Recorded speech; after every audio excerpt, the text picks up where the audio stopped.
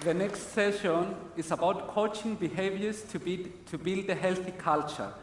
Traditional leadership has been built on leaders being the center of knowledge and puts a pressure on them to always know the answers. What could it look like if leaders embrace the role of developing others, listening to new approaches, letting new minds tackle all problems and find different solutions? Our next speaker, Mrs. Olivia Gadd, will change the traditional ways of leadership and offer a different perspective through case studies of how Grant Thornton has opened its leader to core coaching skills. Mrs. Olivia is a consultant to Grant Thornton, an EMCC accredited master coach, accredited supervisor and accredited team coach at practitioner level. She is also the co-founder and co-CEO of the Big Thinking Space. And over the last 4 years, Olivia has worked with more than 370 Grant Thornton employees. Amazing. Welcome. Thank you, thank you. It was insanely hot. It was so hot that the scrub next to the desert, you could hear it crackling in the heat. And the little old woman, why she was there, I don't even know, was walking along until eventually she looked up. She said, "Really? I've lived a pious life. I gave you everything, I did everything I was meant to do, and is this how I end?" She took a step forward and saw there was a fruit bag. So she went over to it and said, thank you for looking after an old woman. And she picks up the bag, and inside is a stone and some dust. Really? She throws it over her shoulder. She carries on walking, and as she's going, she sees there's a hunter's bow just sticking out of some of the scrub. So she goes and she picks it up, and she says, thank you. And then the bow has a broken string. Really? She throws it into the bag, throws it over her shoulder, keeps going. It's hurting, it's so hot. Her lips are really dry. And then she notices that there are some fruit trees, so she goes over to them. But there's no fruit, just dry sticks, also crackling with the heat. Really? She throws a few of these into the bag, puts the bag back over her shoulder.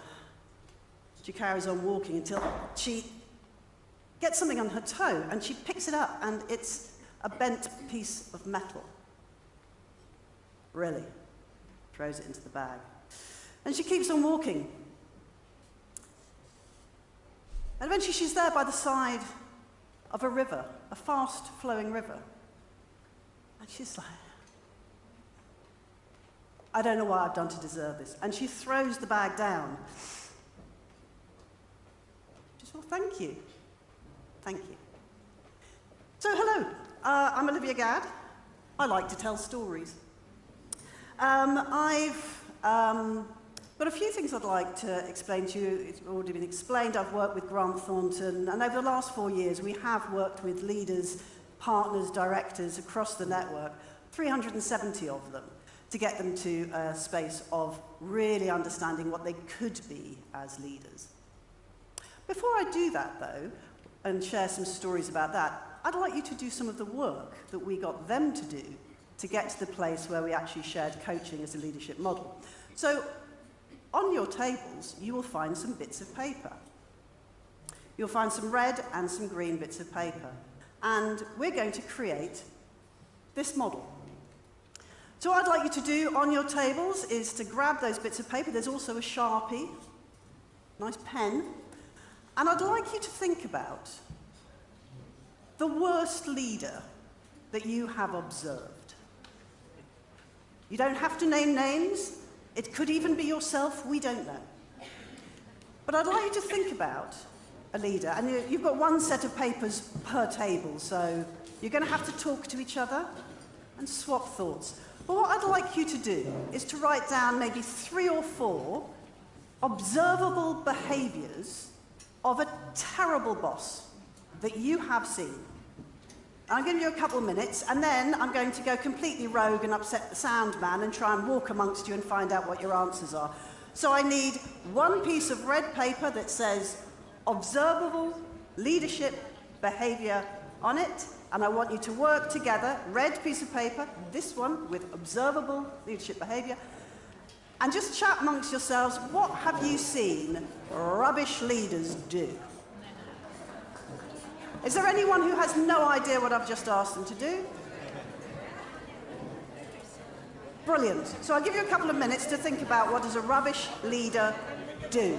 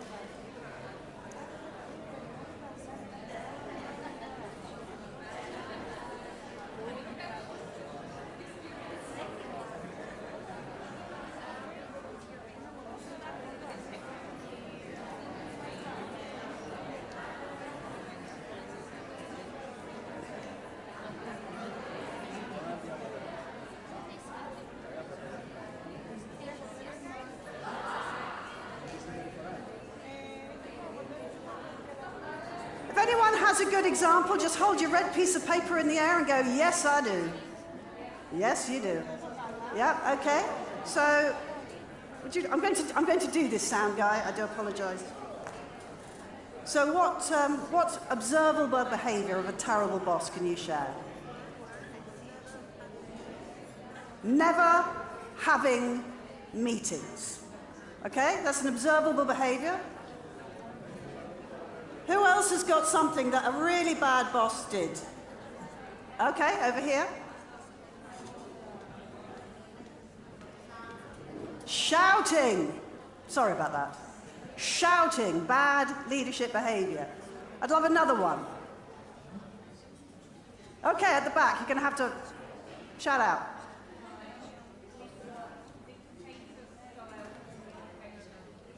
Sorry, Don. Dictator-style communication. Can you define the behaviour for me at all more than that? You didn't share that one. Taking responsibility, was that on?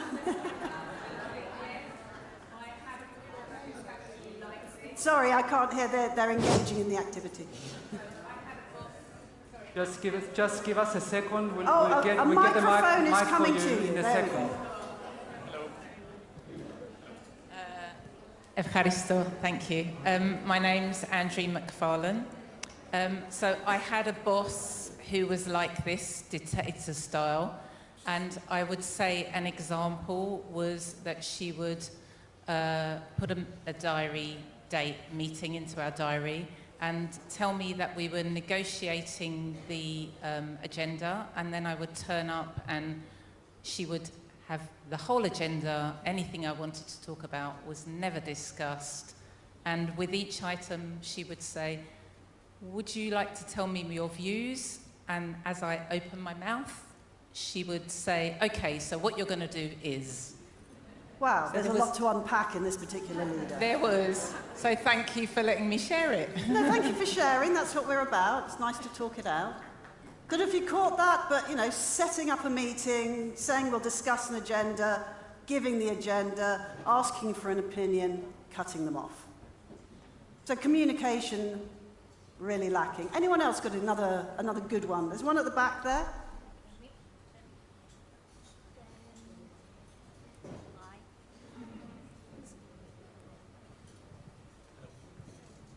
Hi everyone, my name is Chloe. Well, to break the ice, Chloe in ancient Greek means grass, easy to remember. One thing that I suggested to my team is narcissist. So basically, you put the employees to do all the work, and then you go and present it, and then you said, oh my God, it was so hard, I did all this. When you get the good feedback. When you get the bad one, it's like, it's everyone else's fault. I didn't do it. Right. Right. So if it goes badly, what did you do? If it goes well, I know, I'm a great leader.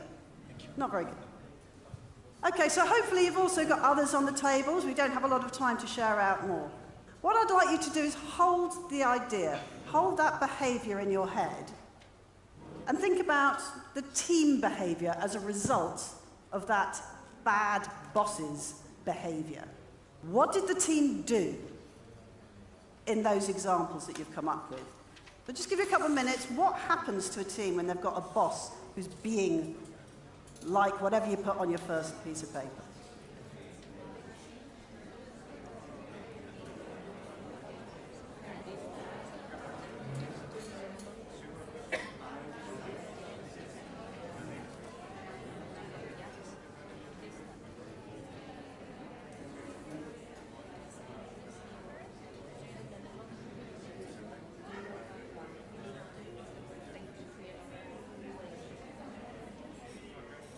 When you've got some options, hold your piece of paper in the air and look very excited to share.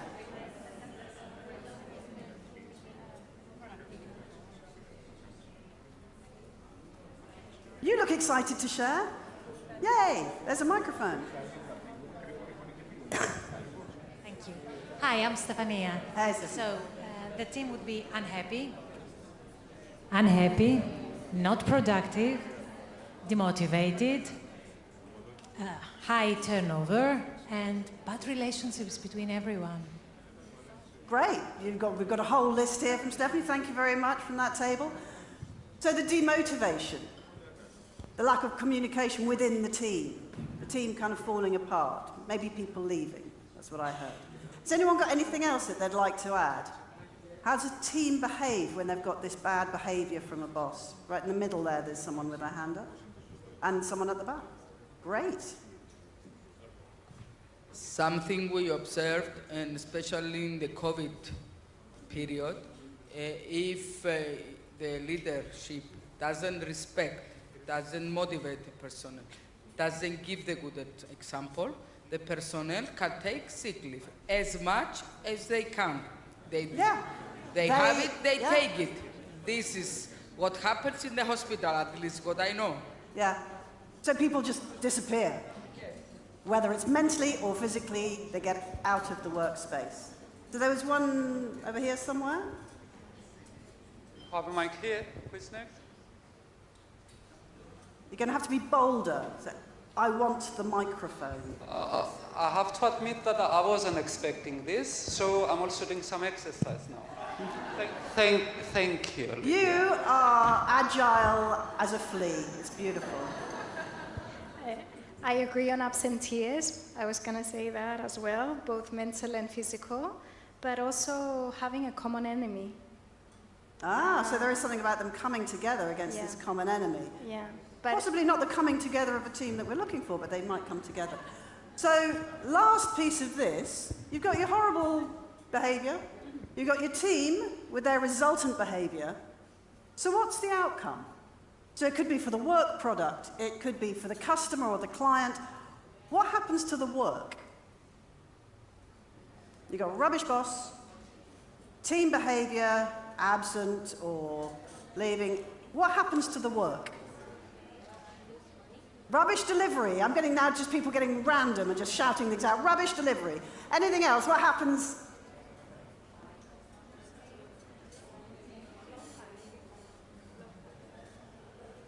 Low job satisfaction. Oh, low customer satisfaction. Anything else?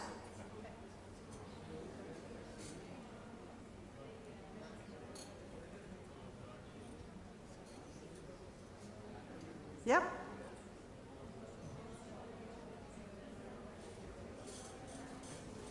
The employer brand suffers. Yeah. Okay, so between us, we've got to the point where you have poor leadership behaviour, creating negative team behaviour, giving you an output which is either just damaging the brand, maybe people are giving low satisfaction, the work isn't good.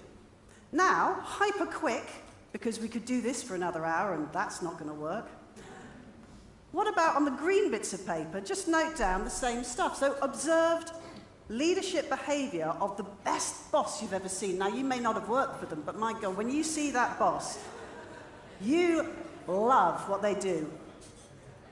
I want you to write that down.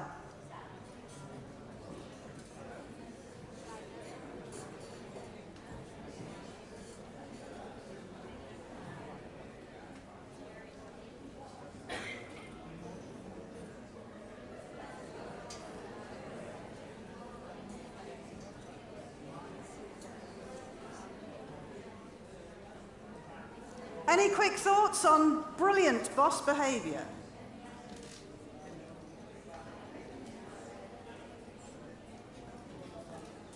I think there's one in the middle there. And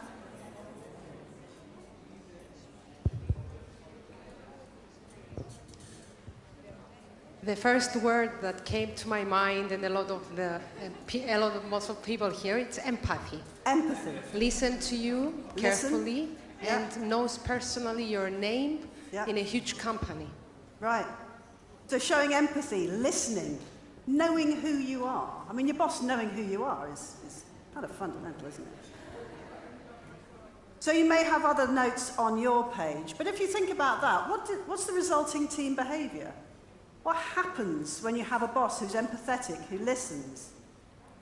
I don't know, maybe they're a coach. What happens to the team behaviour?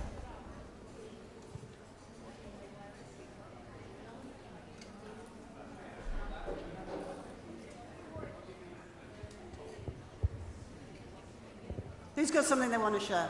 Oh, there's one there. Yeah, you make the extra mile. You go the extra mile. Right. What else? We have one here, Olivia. Yeah? If I go back to the observed leadership behavior, one leader who says bravo to a person, an employee who makes a mistake, and then he tells him you are more experienced and you got better. And then the resulting team is that they get, they're afraid to make something extra, and they know that they will make a mistake, but they will try to do the best. Great. So actually giving thanks to your team, building them up, helping them to do more, they rise to the occasion. Same sort of response, really. They take the opportunity. They pick themselves up and they deliver more. So then what does that give to the resulting customer outcomes? The work product, the client, the customer satisfaction. What happens when you've got a team who's doing that, going that extra mile?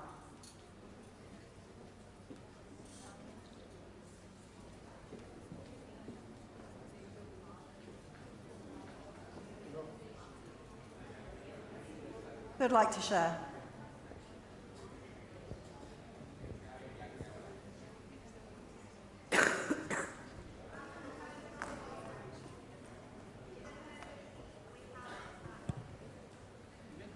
Yep. Increased customer satisfaction, engaged customers, increased sales, and all this.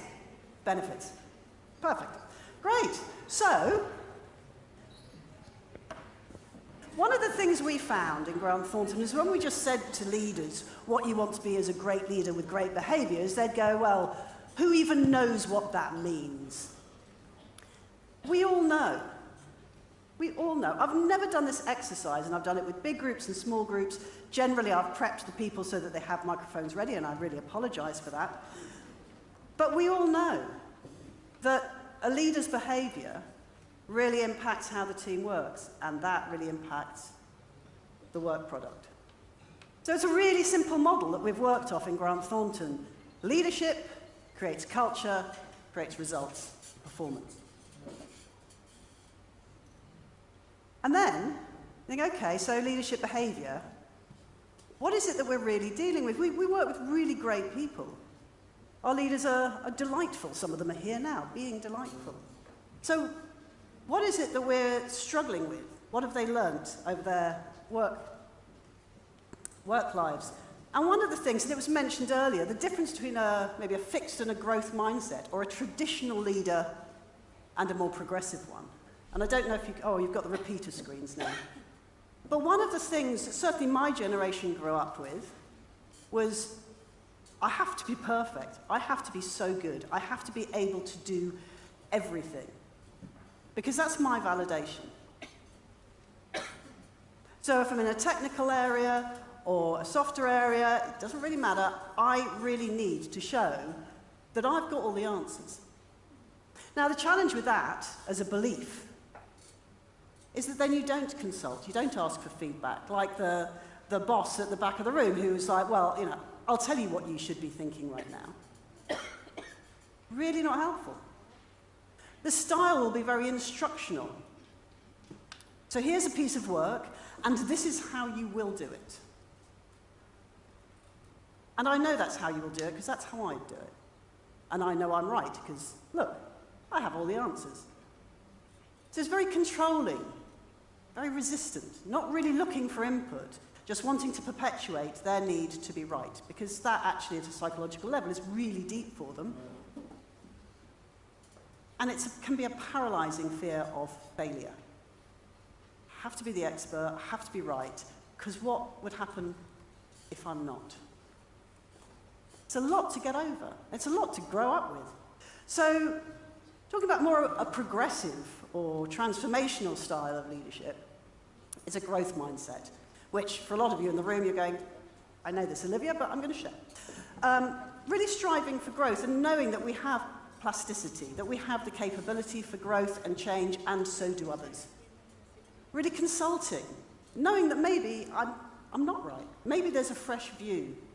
There was a phrase someone I used to work with closely always used, with the idea of the beginner's mind.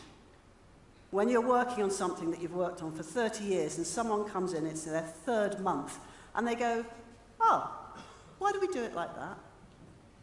It's amazing, because sometimes I have no idea. But being collaborative, engaging, and empowering, giving other people the space, knowing that you know how you would do something, and they're just saying to someone else, well, this is the outcome we want. What would you do? And that can be really, really scary if you are living in this space of fear. Really leading with questions, being humble. And it all comes from an inner confidence that actually, I'm confident I don't have the answers. I'm confident that I've employed and worked with really smart people, and maybe they can see a different way and they can get some growth out of trying. And one of my favourite phrases being that there is no failure, only feedback, fits in this space. Everything we do right is fine. Everything we do wrong is another space to grow. So it's okay to make little mistakes as we go, but in that mindset, it's really hard to live with that. So for those of you who are coaches in the room, you might think, those behaviours, I recognise those. Because this is basically coaching behaviour that we're talking about. To have someone who really listens, leads with questions, being open, having the confidence to know you don't know the answers. These are all things that are important in the world of the coach. So Grant Thornton, because of our model about leadership, creating the culture, creating performance, we've got to focus on the leaders. And we've got to understand, as we said earlier, they're just people too. We all have our hopes and dreams, we all have our concerns and fears. And so if we have a lot of people, for those of you who don't know, Grant Thornton, fantastic organisation of very technical, waving at you now, very technical people who are in accountancy, they're in audit, they're in taxation, they're in technical advisory. If you grow up in that world as a consultant, it's very easy to have all your validation based on your technical knowledge. So if you know that about someone, how do you help them to let go of it? To be okay with not having all the perfect answers? It's a lot. So in focusing on the leadership, we looked a lot at what was going on for those leaders. And I did a piece of work quite some time ago, which was about scenario planning. And we asked some of the leaders, when you were a graduate and you looked at the partners, what did you see? And they said, we didn't see the partners. They were off playing golf. They were having long lunches. They were mostly off at meetings.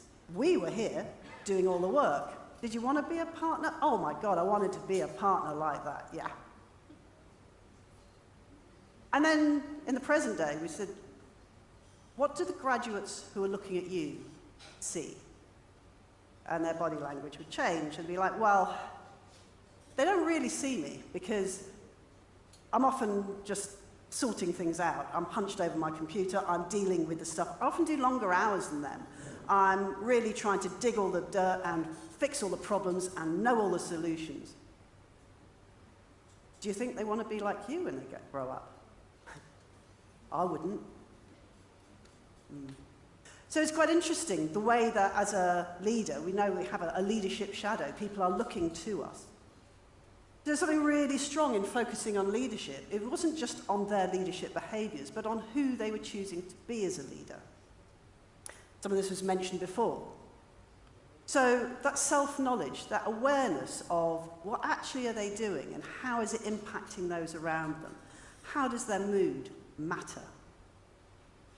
All of these things we just felt actually sat beautifully in a coach development program. So what we have done is gone for a deep learning intervention.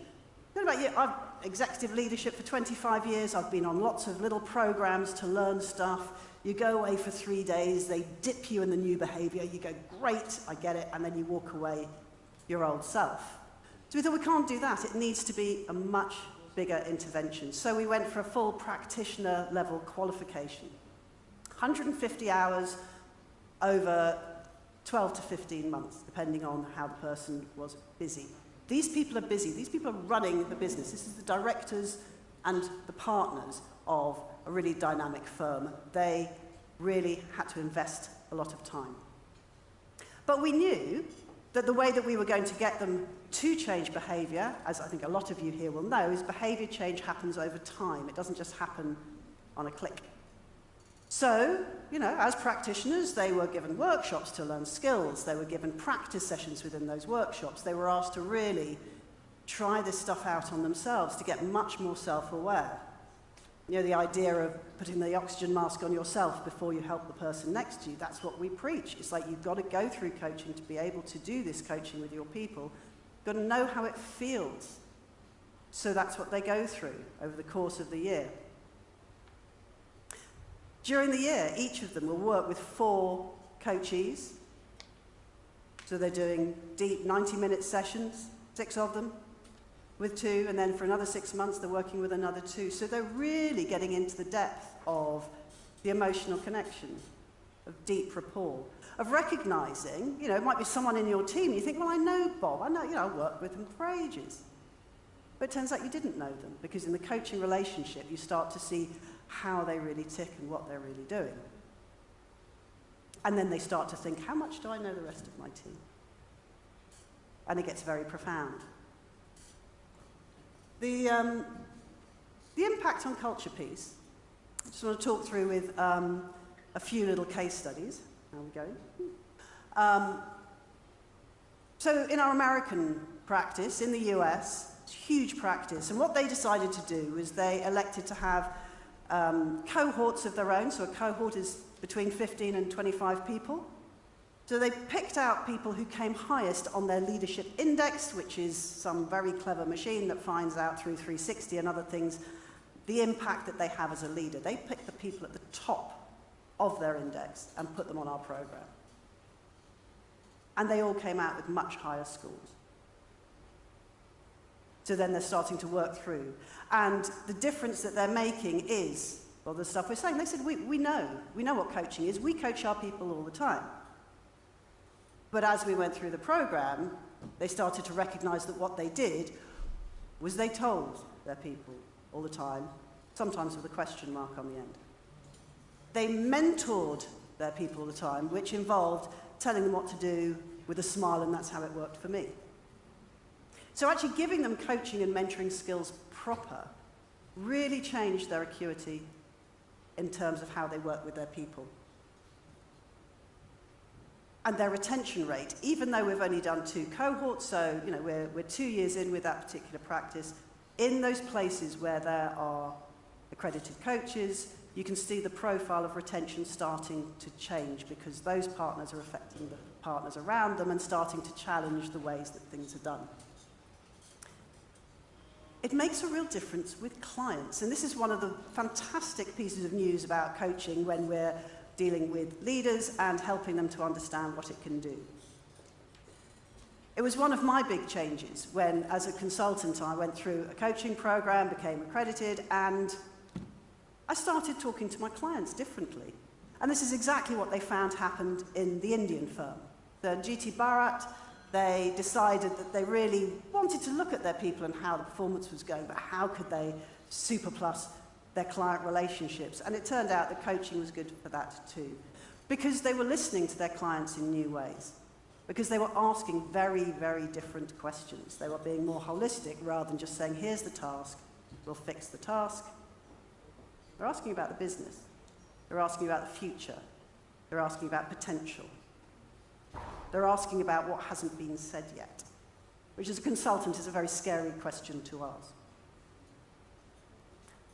And then also across the network. So, like I say, in some of our firms, we do dedicated programs. The US and India have picked up dedicated programs.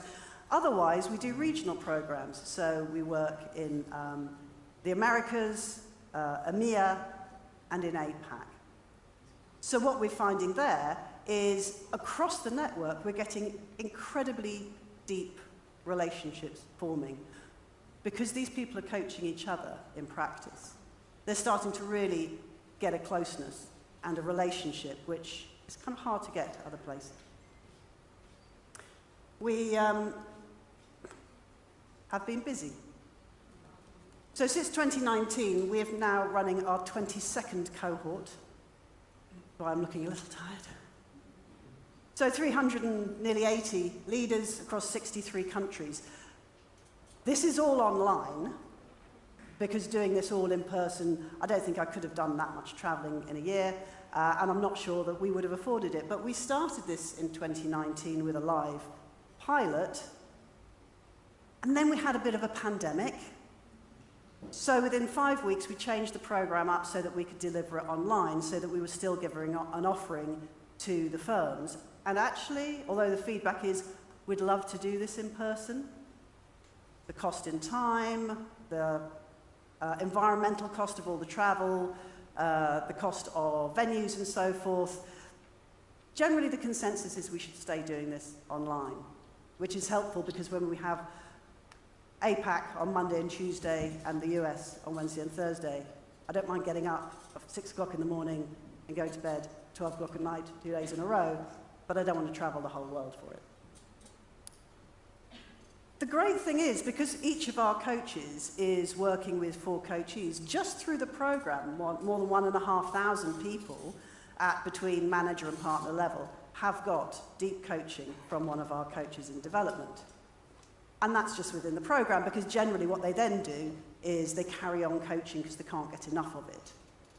So even if it's just one person, maybe it's 2 people, over time they've continued to coach people, either within their own firms, sometimes in other firms.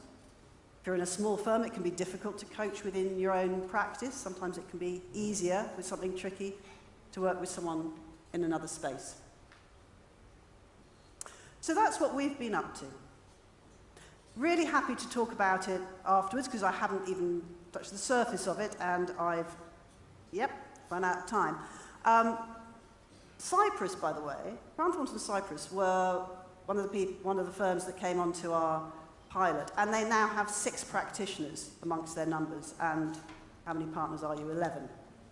So in a firm that size, you can imagine that fairly quickly, all of their partnership is going to have full coaching accreditation, real deep understanding of what it is to sit without judgment, to be open, to listen to your people. What I would love to do, if I can, and if the technical people will enable me to, is to not say any more, but maybe I could ask the leaders of Grant Thornton through a video to share their thoughts. Is that possible?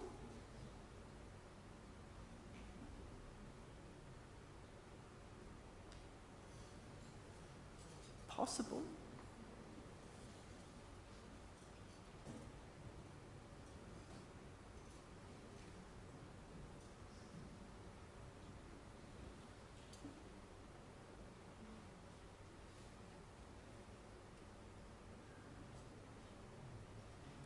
It's worth the wait. We'd be happy with this.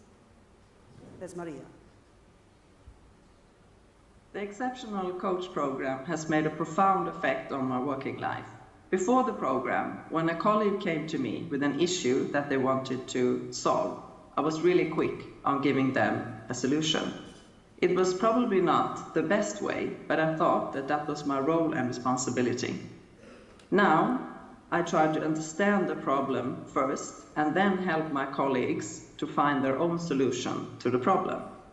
I can see how my colleagues grow and are more satisfied, and it has also helped me to grow from being a problem solver with a high workload to be a more satisfied leader.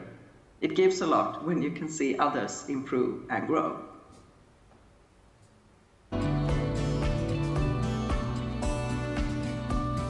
Yo diría que una mejora en términos generales en las habilidades comunicativas, tanto con los equipos, con mis colegas, como con los clientes. En definitiva, la comunicación es más fluida y más consciente por mi parte, tanto de los mensajes que estoy lanzando con mi lenguaje verbal y con el lenguaje no verbal, pero también a través del análisis de la información que recibo de las personas con las que mantengo estas conversaciones. Yo diría que la comunicación que mantengo hoy es más profunda y también más empática. La comunicación es la base para mantener unas relaciones adecuadas y poder salvar y solventar conflictos que se puedan presentar en el día a día, por lo cual considero que el coaching es una herramienta muy poderosa para mejorar precisamente en las habilidades comunicativas.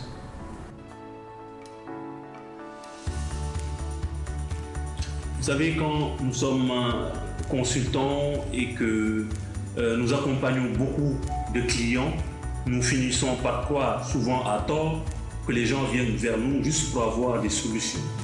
Et nous nous rendons compte que quand ces clients ou ces personnes viennent vers nous, ils ont même parfois du mal à bien poser le problème. Parce qu'il y a beaucoup de biais. Des biais dans la perception, dans la conception des choses, dans la façon de s'exprimer. Et très rapidement, avec la pratique de coaching, on se rend compte qu'il faut aller au-delà de cette ambition ou cette envie de toujours donner les réponses et switcher d'un état d'esprit qui est axé sur les solutions vers un état d'esprit qui est à l'écoute du potentiel. Donc c'est cela le véritable changement qui a été opéré dans la vie professionnelle. Obviously, like I keep referring to, is being able to listen. And there's a difference. Sometimes you hear, but you don't really listen. So this program has taught me to be able to listen, not to judge, and to just let the person be themselves, and also to sometimes take a step back in situations where you might have a conversation going or getting heated up. So those are some of the tactics that we've learned through the program. I like one acronym which we talked about earlier on in the program, and that is WAIT. Why am I talking? So you find that most of the times these days I do a lot of listening to really get what the other person is talking about. The Exceptional Coaching Program has had a very positive impact on my professional life by shifting my perspective on coaching. I used to think that as someone's coach or mentor, it was an expectation that I offer my own solutions and advice to the individual. I have learned that it is even more powerful if we listen and help guide the individual's thinking to deeper levels, which will help them arrive at their own solutions. And this is way more impactful than offering solutions that have worked for myself. I also now recognize in even greater magnitude the importance of our values guiding our thinking and the way we make decisions.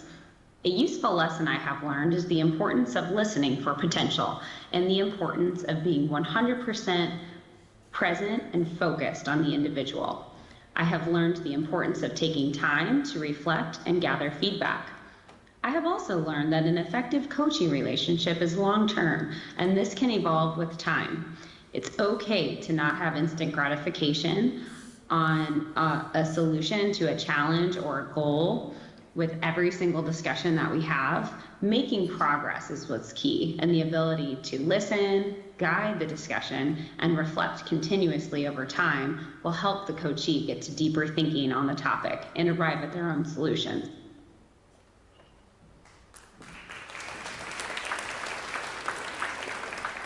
So she threw the bag down. She laughed. She said, yeah, okay, thank you. I get it. She made a fire with the dry bits of wood. She took the bow that was broken and tied the bit of metal onto the end, and she went to the river. She caught herself a fish. And she ate really well that night, which was everything that she needed. Thank you.